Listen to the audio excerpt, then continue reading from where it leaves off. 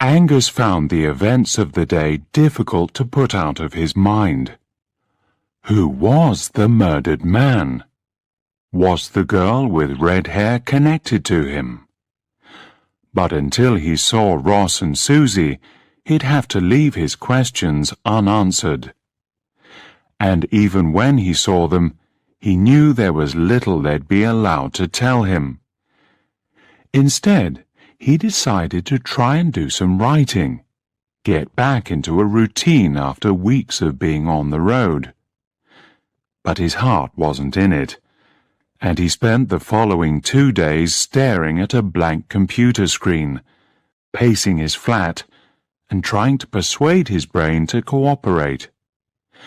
It ignored all his entreaties, and so Angus contemplated the pile of ironing instead, pondered about dinner, wondered at the football results, and dreamt about Susie's blue eyes and dimply smile. The only break from this mental torture had been popping out to buy some milk and the evening newspaper. This could at least satisfy some of his curiosity regarding the dead man. News of the murder had been made public, and the local paper provided some basic details about the victim. He was the owner of a small gallery in Stockbridge, married with no children. The police had released his name, Geoffrey Brodie, and were asking for witnesses to come forward with any information about the night of the murder. Having read these few facts, Angus was about to Google the name when his phone beeped. Ross hadn't been in touch since Angus had returned the dog, no doubt working day and night on the case, so Angus was surprised but happy to read his text message. Drink? Blind poet? In 20 mins? Angus tapped in, Great, see you at the pub, while he looked for his keys and jacket. All thought of Geoffrey Brodie suddenly forgotten. He was about to leave when he had a thought. Maybe Susie would be there. There was a sudden panic as he quickly shaved, dug out a crumpled but clean t-shirt, and dragged a comb through his hair. 10 minutes later, he ran out the door. Arriving late, cheeks pink and out of breath, he found Ross alone, except for a half-finished beer. They exchanged greetings.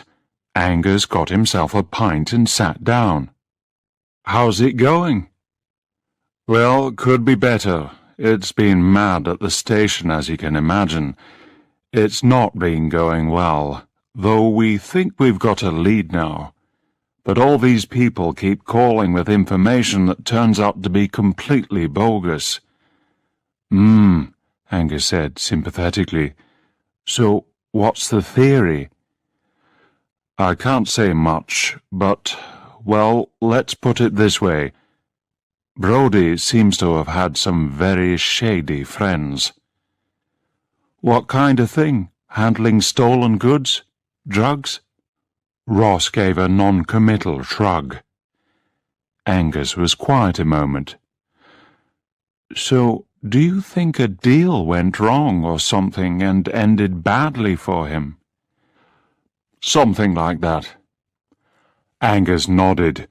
The germ of an idea had been planted, perhaps the start of a new story.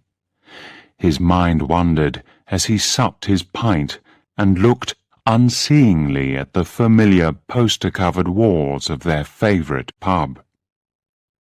His daydreaming was interrupted by Ross getting up to greet Susie, who had just walked in the door. Angus's heart began beating just that little bit faster. "You made it then. Angus is in a world of his own again, so I could use the company."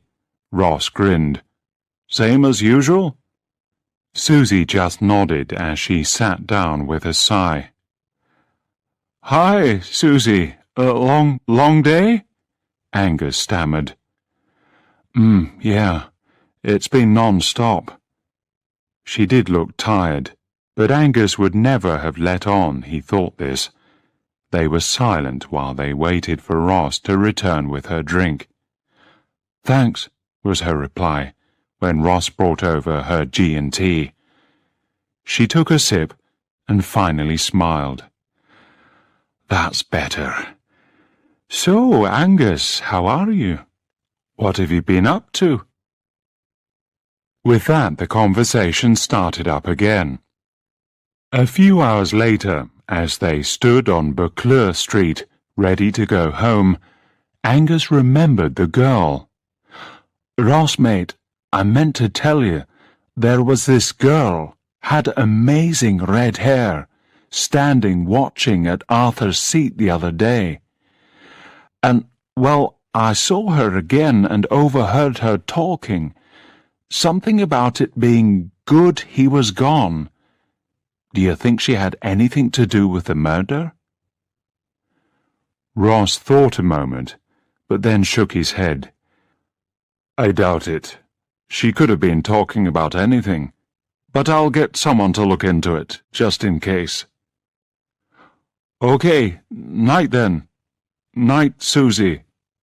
"Night." "Night, Angus. Sleep tight," Susie answered with a giggle and a wave.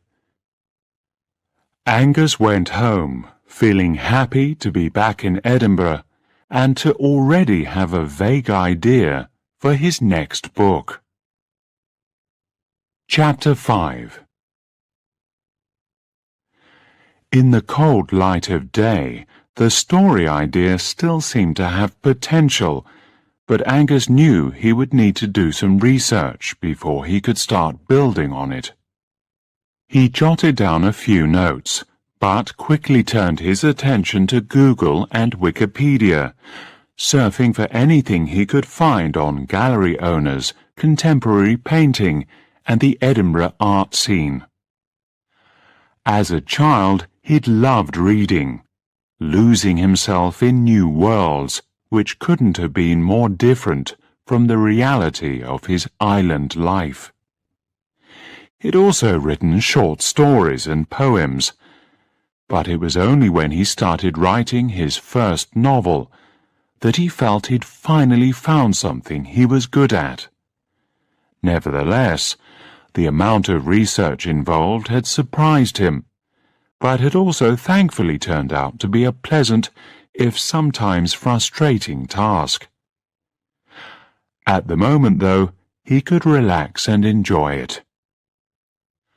After an hour or two, while taking a break from the computer, Angus remembered a university friend who conveniently worked in a local gallery run by a Kathleen Reed. She could perhaps help with some general information about what was involved in running a gallery, and also might have some gossip about Geoffrey Brodie, who Angus still couldn't get out of his mind. He sent her a message on Facebook to ask if they could meet. She clearly had time to kill, as an answer arrived only half an hour later. By 12:30, Angus and Amy were sitting on a bench with takeaway rolls from the deli, a few tulips swaying in the breeze beside them. "So, what is it you'd like to know?" Amy asked, as she tucked into her panini. "I've got an idea for a story, and it revolves around a gallery owner from Edinburgh." "Is this to do with Brodie?" Yes, in a way. He's the spark for the whole thing." "Why? Did you know him?" "Only by reputation. Kathleen knew him, and I've often heard her talk about him. From what I can gather, he was a terrible flirt with a penchant for young female artists. He'd offered them his support, and As his gallery was successful, it was good to have him on your side. In return, well, who knows what he expected in return, but I wouldn't have wanted to be in his debt. But his wife, did she know? Must have done. But she had a good life with him, could swan about the city and jet off to Paris for the weekend, so why would she rock the boat? They were quiet for a moment, eating their lunch. Angus turned over this new information. He wondered if this was common knowledge. Maybe he should give Ross a call and tell him, though he probably knew about it already. Was there anyone in particular he was meant to be involved with? I don't know. There seem to have been several over the years. Can you use that for your story? Amy looked at him hopefully. Yes, possibly. It's still in the very early stages, and I'm not sure what direction it might take, so everything could be useful. Thanks. Not at all, she replied, satisfied. Glad I could help. But I've got to be getting back. Catch up again soon? Angus nodded and watched Amy as she walked back towards her work. He found his phone and called Ross. He repeated the gossip Amy had passed on, but Ross didn't seem that interested. We think we've got our man. Found a connection between Brodie and a guy we've been watching for years. Deals in stolen art, but has never been convicted. He's been brought in for questioning. The call ended, but Angus stayed sitting, people-watching and enjoying the spring sunshine. A group of art students walked past, and he was reminded of the red-headed girl in the green dress. Who was she? And was she connected to Brodie? Why did he even assume she was an artist? And what about Brodie's wife? Would she really just sit back and let her husband have affairs? The police may well have found the murderer, but Angus couldn't help wanting to know more about the people connected to the dead art dealer. Perhaps a visit to Brodie's gallery would provide some of the answers. Chapter 6.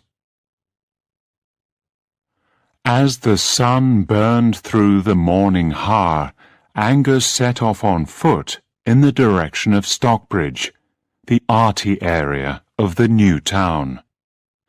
Brodie's gallery was located in Rayburn Terrace, the main street running through Stockbridge. It would be a fairly long walk, but a pleasant one, taking him through the old town and into the Georgian terraces of the new. With any luck, the mist would lift enough to allow a view over to Fife and the hills to the north of the city. Angus found walking helped the creative process. Today, though, he simply let his mind wander. It was too glorious a day to think about work. And in no time, it seemed, he'd arrived at the gallery. Brodie's written in chic silver lettering above the door. Looking through the window, Angus could see the cliched interior of a gallery. White walls, pale wooden floors, minimal furniture. Some brightly coloured canvases were hung on the walls, and a roughly hewn sculpture sat in the corner. Stopping to compose himself, he was surprised to see the crisp-loving border collie tied up to some railings. Brodie's wife must be here. As he turned towards the door, he almost collided with two large men striding out of the door, their leather jackets and aggressive demeanour not what you'd expect in an Edinburgh gallery. Slightly flustered, he watched them walk away before entering the gallery. He stopped in front of the first picture and stared at it, but didn't really see it. He was wondering who the men were and what they wanted. Slowly he forced himself to focus. He'd tie himself in knots if he weren't careful, always imagining the worst. Calm again, he concentrated on what he was looking at. A landscape of a sunny beach, the sea gently lapping at the shore. Adopting the manner associated with people looking at paintings, he moved slowly and quietly around the room, head tilted slightly so as to better enjoy the pictures. As he walked past, he noticed that a door at the back of the gallery, probably to an office or a storeroom, was slightly ajar. However, he couldn't hear anything, so continued. Back at the front door he started again, this time reading the captions and moving more randomly here and there. It didn't take long to realize the paintings were all by the same person, a woman called Katrina McPhair. Finding a leaflet on the desk at the front, he read a short biography of her. She was from Inverness, in her late 20s, had studied in Edinburgh, and was a fan of the colourist movement, something which was evident in her paintings. Bold colours, vivid landscapes, and still lifes. An enthusiasm for all things Scottish.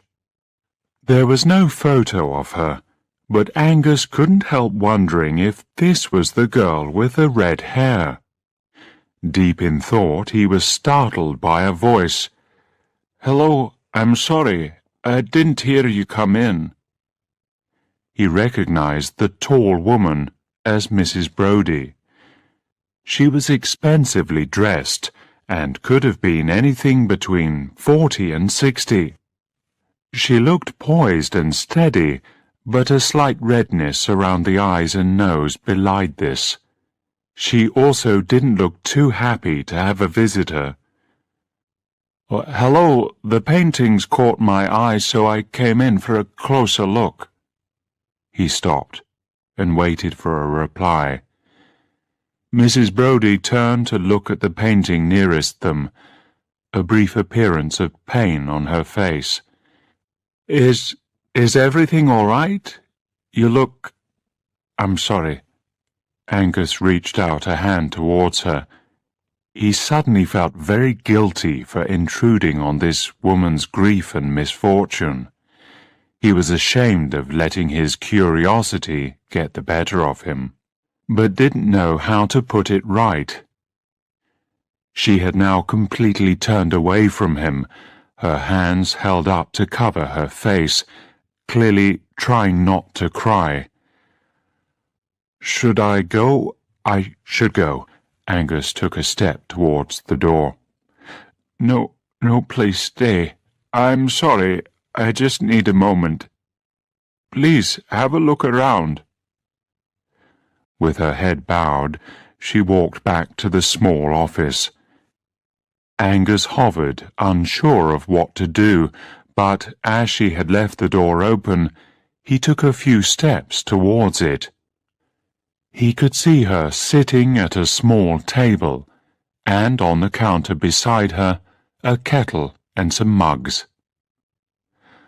"Would you like me to make a cup of tea?" he asked hesitantly, and received a nod in reply.